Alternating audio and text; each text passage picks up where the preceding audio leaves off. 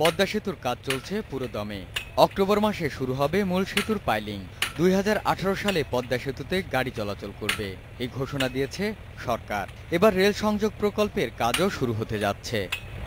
দীর্ঘ প্রতীক্ষার পর প্রকল্পে অর্থায়ন করার ব্যাপারে নিশ্চয়তা দিয়েছে চীন। রেলপথ মন্ত্রী জানান, কয়েক মাসের মধ্যে ঋণ চুক্তি চূড়ান্ত হবে। প্রথম পর্যায়ে রেলপথ হবে ঢাকা থেকে মাওয়া জাজিরা হয়ে ফরিদপুরের ভাঙা পর্যন্ত।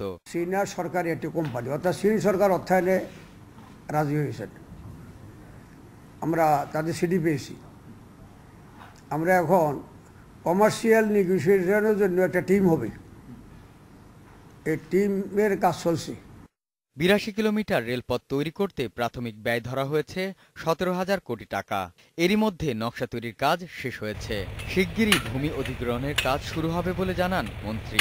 প্রক্রিয়াগত যেগুলি আমাদের বাকি আছে, এ সমস্ত প্রক্রিয়া সম্পন্ন করতে যদি আরো 1 বছর লাগে, তারপরে আমরা আরো 3 বছর সময় পাবো। পদ্মা সেতু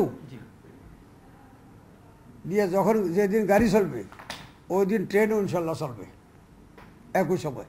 তিনি জানান, দ্বিতীয় পর্যায়ে ভাঙা থেকে নড়াইল হয়ে যশোর পর্যন্ত রেলপথ নির্মাণ করা হবে।